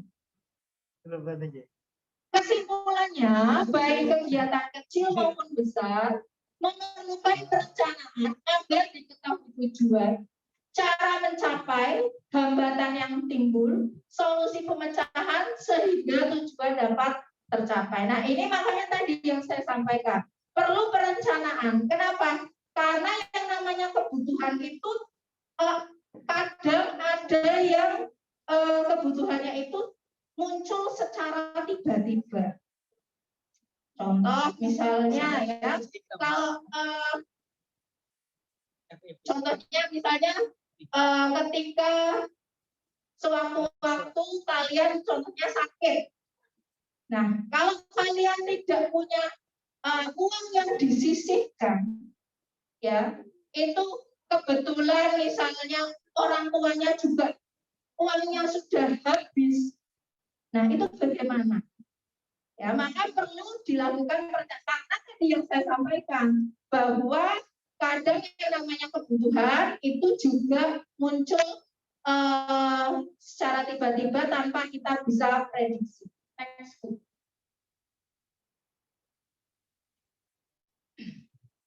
Nah, di dalam pengelolaan keuangan siswa itu di mana para siswa SMA atau SMK yang tadi saya sudah disampaikan itu adalah sebagai individu dalam tahap perkembangan dewasa awal yang sudah mengalami kematangan. Artinya, teman-teman ketika teman-teman ini masuk ke dalam masa kematangan, teman-teman sudah bisa melakukan pengelolaan keuangan sendiri. Ya. Nah, siswa SMA atau SMK sudah sewajarnya mulai membentuk sikap tanggung jawab terhadap pengelolaan keuangannya secara matang dan berorientasi pada kesejahteraan di masa depan. Jadi kalian ketika melakukan pengelolaan keuangan, teman-teman itu juga harus memikirkan untuk masa depan kalian. Contohnya tadi yang saya sampaikan, kalau kalian mau kuliah, kebetulan mungkin orang tuanya tidak mampu. Nah, maka kalian kan mulai dari sekarang harus mulai nabung, jangan. Nah, karena apa? Karena kalian di sini umur-umur kalian itu jangan artinya sudah mulai bisa mempertanggungjawabkan. Ya, dan membuat pemikiran-pemikiran yang mana itu nantinya pemikiran-pemikiran yang bisa untuk meningkatkan kesejahteraan kalian di masa depan. Next. Nah, ini yang tadi mungkin sudah sempat disampaikan juga oleh Pak Anies mengenai kebutuhan dan keinginan. Kira-kira kalau dari gambar itu, ya, kalian bisa lihat kebutuhan itu kan kebutuhan kalian yang contoh ya, kalau kebutuhan yang pokok itu kan makan ya, makan itu kan pokok. Makan di warteg itu sudah kenyang belum? Dan tapi kalau makannya misalnya di restoran sama-sama kenyang, tapi uangnya keluar banyak restoran. Nah, maka bisa dikatakan kalau makan di warteg itu sudah bisa memenuhi kebutuhan. Tapi kalau kalian makannya di restoran, itu berarti keinginan. Ya, jadi kalian harus bedakan mana yang kebutuhan dan mana yang keinginan. Gitu ya. Nah, di sini menurut Kotler menyampaikan bahwa kebutuhan manusia itu adalah suatu keadaan yang ditimbulkan oleh rasa kekurangan terhadap suatu hal yang tidak dapat dipenuhi akan menimbulkan deprivasi, yaitu kualitas hidup yang di bawah kewajaran. Jadi artinya kebutuhan itu harus wajib dipenuhi. Ya. Nah, kalau keinginan itu merupakan pengembangan kebutuhan yang dibutuhkan oleh lingkungan, budaya, dan pengalaman pribadi masing-masing individu. Nah, makanya ketika kalian diskup lingkup teman sepermainan, itu biasanya juga mempengaruhi. Ya, oh temennya makannya misalnya belinya di tempat yang mahal. Atau bajunya HP. HP-nya kok yang tipe terbaru. iPhone. Ya, iPhone. Apple. Nah, padahal kalian sudah punya HP yang bisa WA, bisa buka Instagram dan sebagainya. Itu kan sudah memenuhi kebutuhan. Kenapa harus yang harganya mahal? Nah, tadi maka dari itu terkait yang ada di lingkungan, kalian juga harus pandai-pandai menyikapi khususnya teman-teman yang memang mungkin secara kebutuhan itu berbeda, ya. Nah, maka dari itu siswa diharapkan dapat secara kritis memilah-milah objek yang ada di sekitarnya. Apakah suatu objek itu adalah kebutuhan yang benar-benar dibutuhkan untuk keberlangsungan hidupnya sehingga harus dibeli, ya. Atau keinginannya dapat ditunda pembeliannya, dan di mana kemampuan mendisiplinkan diri untuk menempatkan kebutuhan di atas keinginan. Nah, siswa juga harus berpegang teguh pada tujuan kehidupan, yaitu untuk keberhasilan studi yang akan menentukan masa depan di kehidupan selanjutnya. Nah, kebutuhan hidup untuk keberhasilan studi. Nah, siswa secara dewasa sewajarnya dapat mulai membangun kedisiplinan dengan membentuk gaya hidup dewasa selanjutnya. Pengorbanan ini nantinya dapat berbuah pada kehidupan dewasa yang mampu mengelola keuangannya secara sehat sehingga tidak terjebak dalam kesulitan keuangan akibat utang atau gaya hidup konsumtif. Ini adalah langkah-langkah perencanaan keuangan yang disampaikan oleh Financial Planning Standard Board Indonesia. Yang pertama, teman-teman perlu melakukan penentuan tujuan yang tadi saya sampaikan. Ya, tentunya dengan secara smart.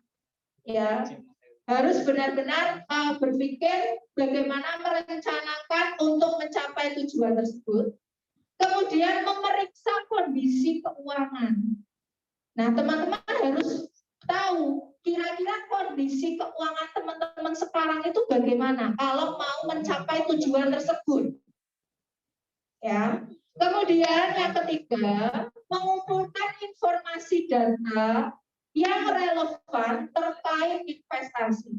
Jadi teman-teman yang di sini, contohnya ya, untuk terkait tadi ada yang selain uangnya digunakan untuk kebutuhan, ada juga yang ditabung, ada juga yang diinvestasikan. Ya, misalnya diinvestasikan banyak cara, ya. Kemudian setelah itu melakukan perencanaan. Nah, baru setelahnya dilaksanakan dan direview. Kira-kira dari pelaksanaan itu hasilnya sudah mencapai tujuan atau belum. Nah, ayo saya ajak teman-teman semuanya untuk melakukan atau be smart dalam merencanakan keuangan untuk tahun ke depan, ya, yaitu secara spesifik, measurable, achievable, relevan, dan time related. Nah, yang perlu kalian ketahui bahwa sebenarnya sekarang ini banyak sekali platform digital dalam perencanaan keuangan. Jadi kalian nggak perlu melakukan perencanaan keuangan itu dengan ditulis.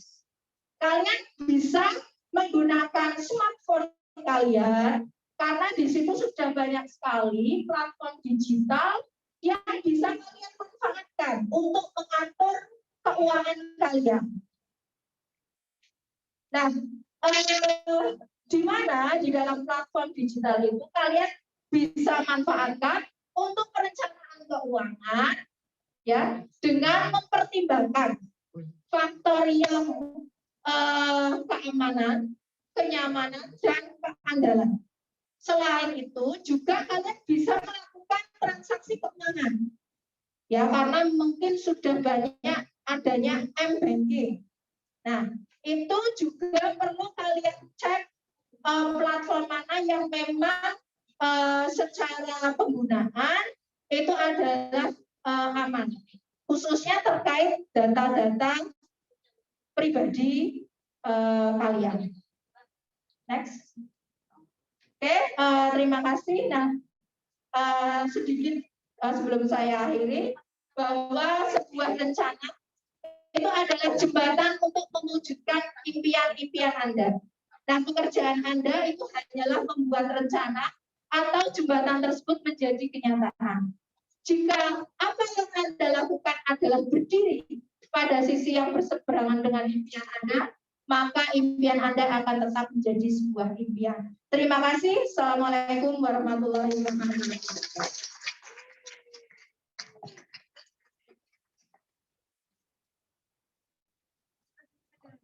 Baik, terima kasih. Tepuk tangan sekali lagi teman-teman ya. Untuk narasumber yang narasumber kita pada pagi hari ini yang sangat luar biasa. Oke, ada yang mau ditanyakan untuk keempat narasumber ini? Ya, satu dulu, silakan berdiri. Untuk pertanyaan untuk siapa? Yang bisa jawab. Ya, berdiri, sebutkan nama. Berdiri yang mana? Ya. Assalamualaikum warahmatullahi wabarakatuh. Dari pemakaran. Siapa mas? Namanya siapa? Ya. Perkenalkan dulu nama saya Batok. Saya dari dari pemakaran tadi, alhamdulillah sangat bagus dan sangat dipelajari dan mungkin bisa diterapkan. Nah, pertanyaan saya, bagaimana cara planning hidup yang bagus dan jenis usaha apa yang sangat dibutuhkan di era saat ini? Terima kasih. Baik.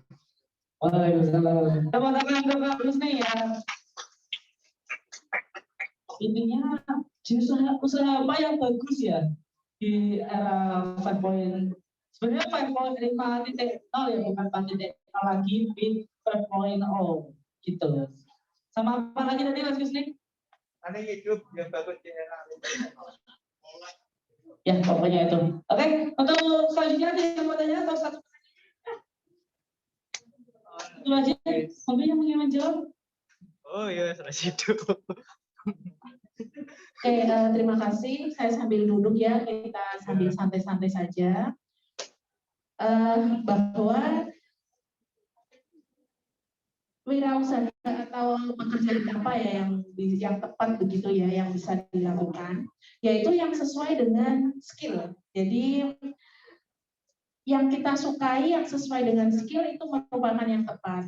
Karena ketika itu sesuai dengan apa yang kita sukai, kita akan melakukannya itu dengan ringan begitu ya. Jadi tidak ada beban, kemudian juga untuk belajar mengenai usaha itu juga kita bisa memiliki minat ya, minat yang lebih tinggi dibandingkan dengan yang lain.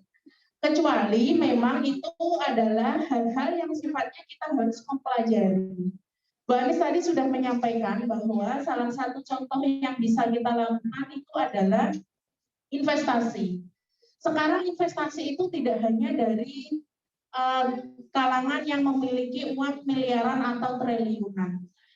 Contoh salah satunya adalah kalian pergi ke Pegadaian, mau investasi emas logam mulia dengan uang 5.000 atau 10.000 itu sudah bisa.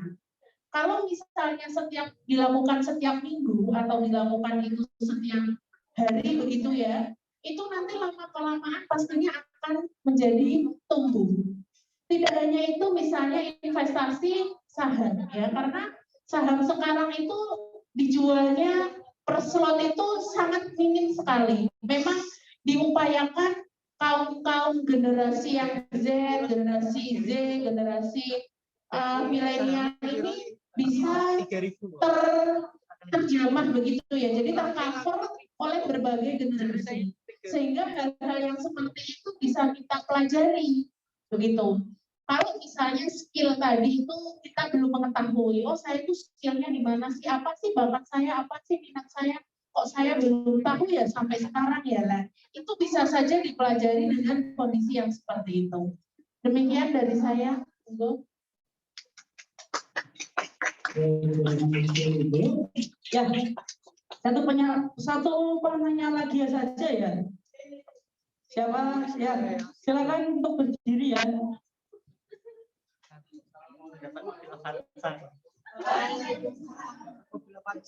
Amin. Jawab. Nanti ada yang menjawab kok, santai aja. Pemikiran atau mindset kita bisa mengurangi kemauan dan melebihi.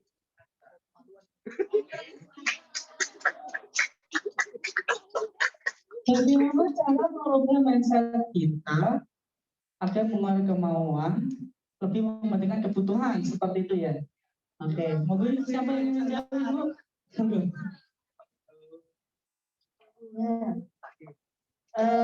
Tadi sebenarnya sudah saya sekilas menjelaskan bagaimana meningkatkan mindset terkait kemauan ya. Nah, pertama itu fokus pada tujuan. Kamu maunya apa? Oh, fokus dulu di situ. Saat sudah fokus, lalu optimis, kita punya keyakinan. Bisa nggak ngelakuin ini? Kita butuh bantuan siapa? Atau kita bisa melakukan sendiri?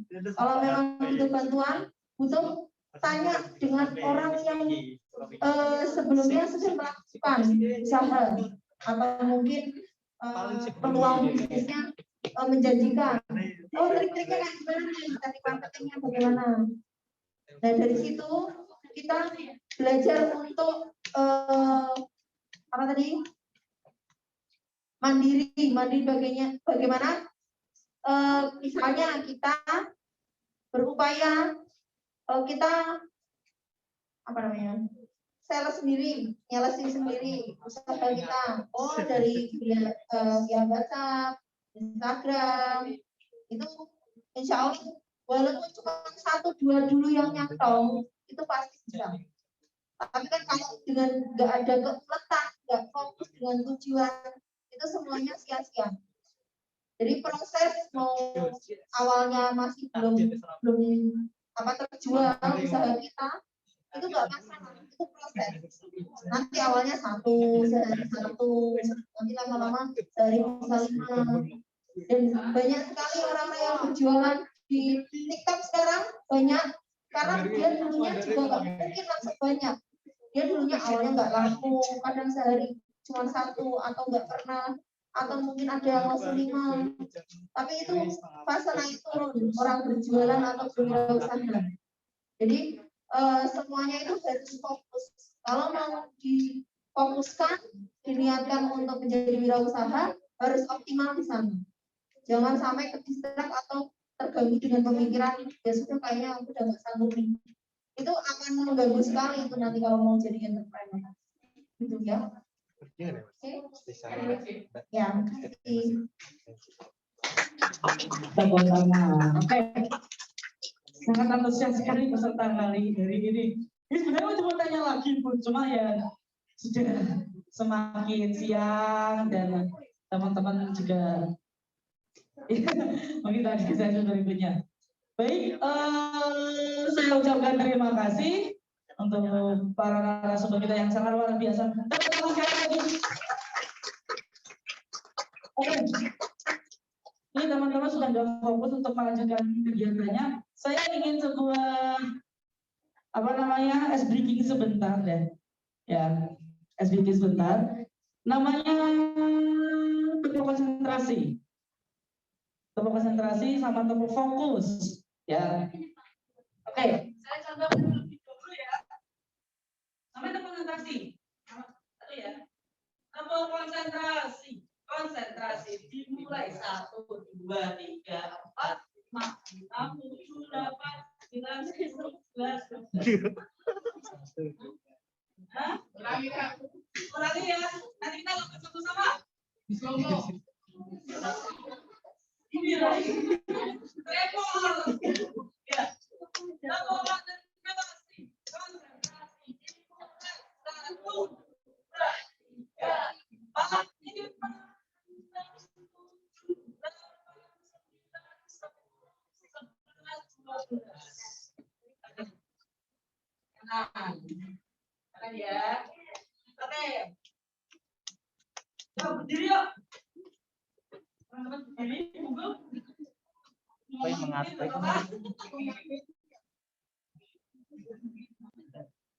Oke. Tempo konsentrasi. Kasih dimulai. 1, 2, 3, 4, 5, 6, 7, 8, 9, 10, 11, 12.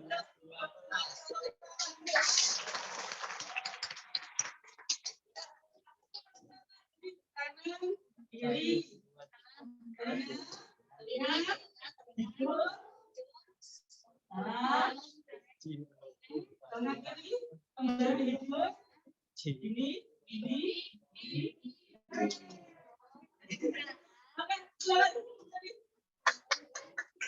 Oke, hidungnya dicek ada yang hilang kan?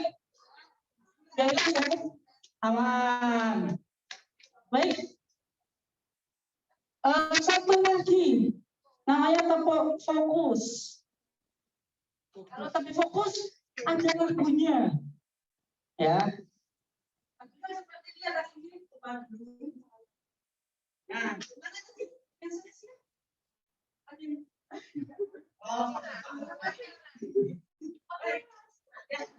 ya seperti itu ya. Satu ya, contoh ya. 1, 2, 3. Saya tidak untuk fokus dan bersemangat. Saya untuk fokus dan bersemangat. Saya siap untuk fokus, saya fokus. Dia siap untuk fokus dan bersemangat. Oke, yang sini. Siap dan mencoba untuk fokus. Semangat. Oke, ada 3 tanggapan. Pelan dan cepat. Oke, 1, 2, 3. Untuk fokus dan bersemangat. Saya siap untuk fokus dan bersemangat. Saya siap untuk fokus, saya fokus untuk siap. Siap untuk fokus dan bersemangat. Lagi. Saya siap untuk fokus dan bersemangat. Saya siap untuk fokus dan bersemangat. Siap untuk fokus, saya fokus untuk siap.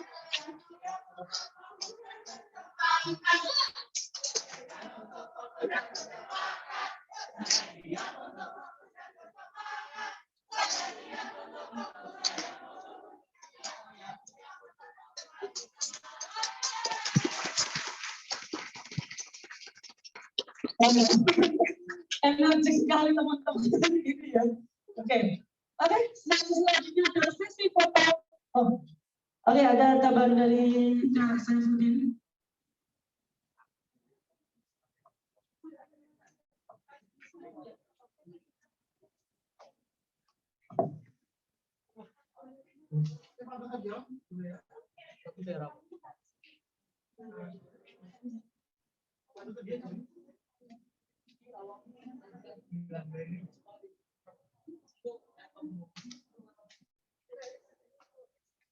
Baik, saya selanjutnya untuk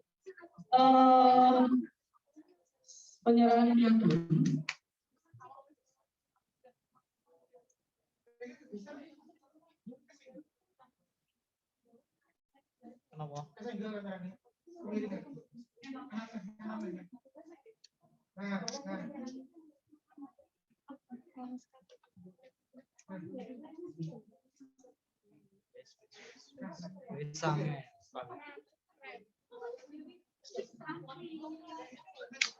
Ya.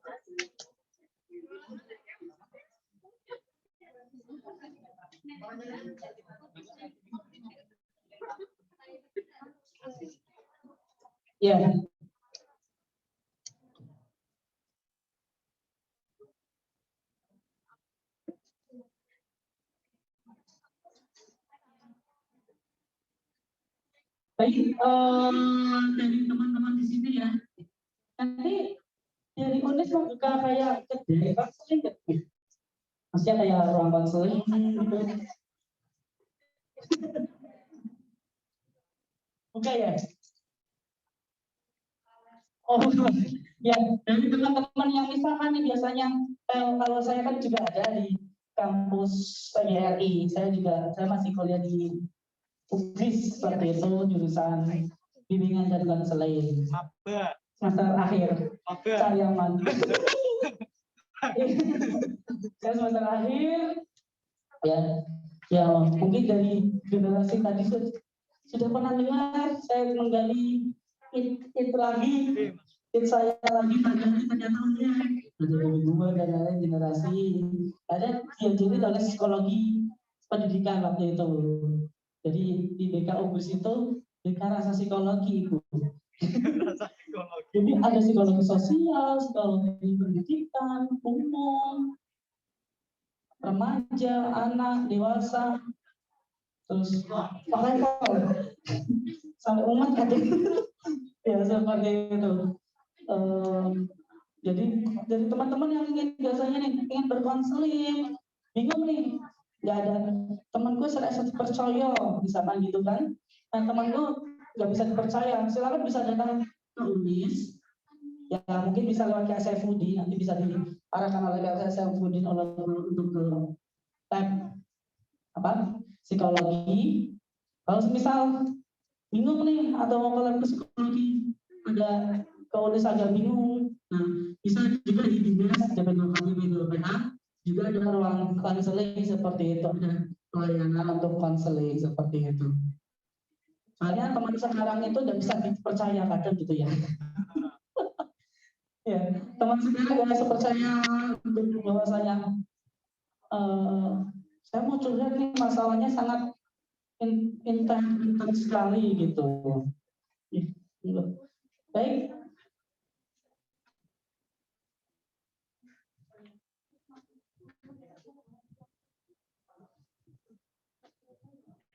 Mati. Ada di orang. Assalamualaikum warahmatullahi wabarakatuh. Terima kasih setelah mengikuti kegiatan sampai dengan antusias ya. Ini Ibu terima kasih atas pemaparannya.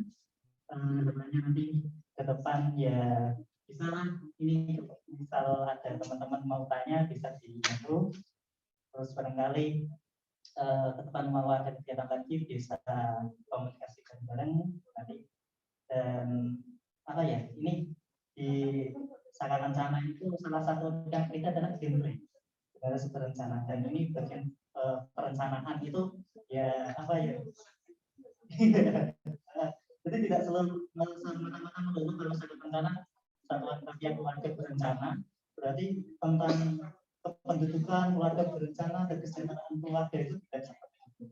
Kita semuanya perlu materi seperti ini, psikologi, dan kita di blog Saka Kencana www.sakakencana.com itu ada konseling online-nya. Cuma apa kayaknya ini belum ada memanfaatkan, dulu pernah ada sekali gitu.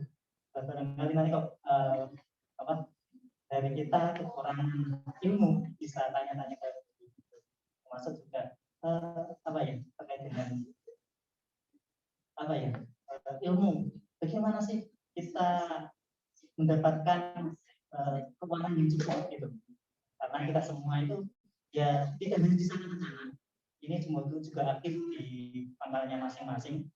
Ini juga perencana semua, saya yakin ini zaman Hambalan semuanya juga Pantara, ini juga suka merencanakan lah, tapi ya itu realisasinya apa ya, suka merencanakan tidak ada dana. Ya, ya,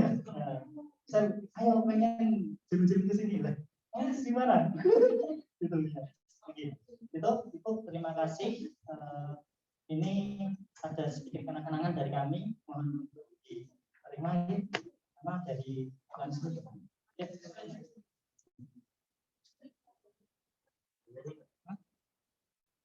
Monggo Ibu Lailatul Anisa SPP Ambidikus bisa ya satu-satu dulu aja.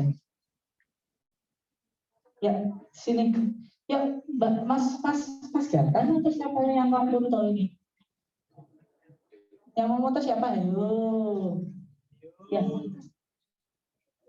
Serah terima kenang-kenangan dari siapa calon kepada narasumbernya.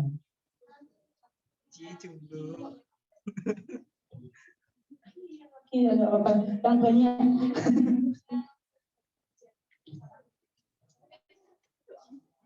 Ya.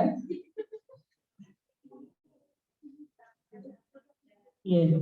Selanjutnya Ibu Dwi Asmani Aslinda, SPT MPD. Ya, Kak Saifuddin. Apa?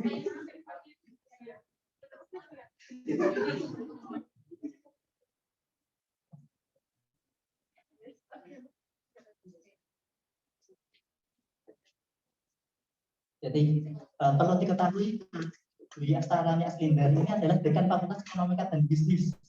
Ya, tepuk tangan kita dari teman-teman yang dari itu. Beliau menamatkan S1 di Universitas Negeri Surakarta, S2-nya di UNES ya Ibu. Ya. Ini juga pembimbing saya waktu kuliah. Pembimbing ya. Kalau tadi Bu Anis sudah malam melintas di Kalimantan, gitu. Ya, pengalaman itu mancanegara juga. Ya, itu perlu diketahui beliau juga dekan Fakultas Psikologi.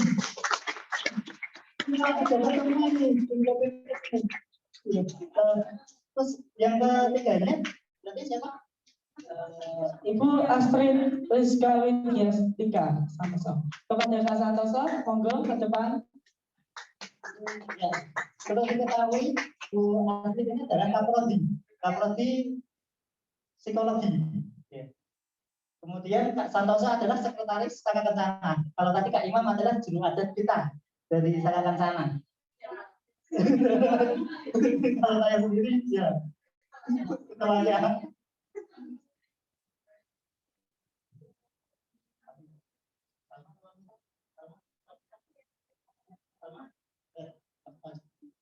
Terakhir, Kak.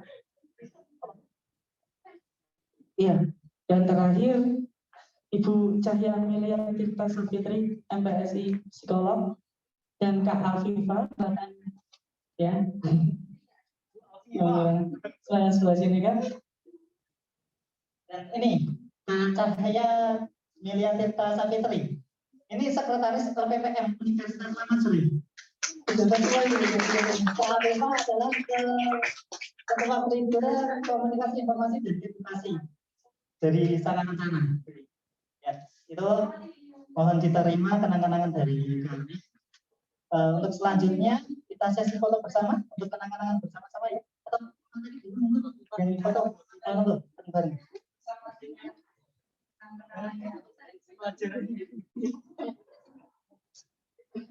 Iya.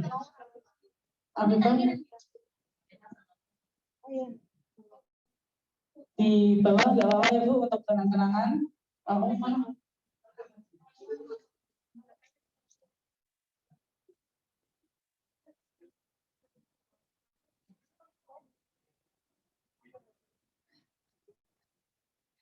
Ya. Oh.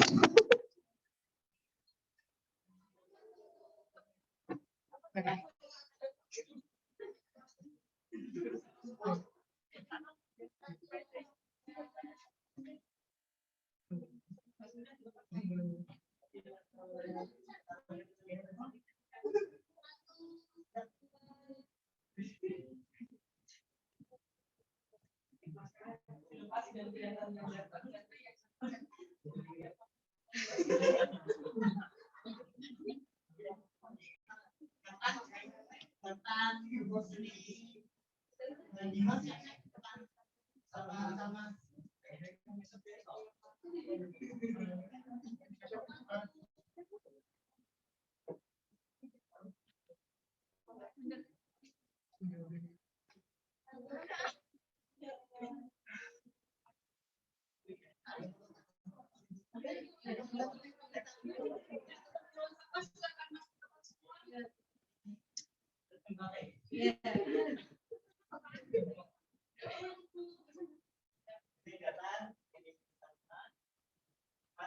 ini bisa diprospek.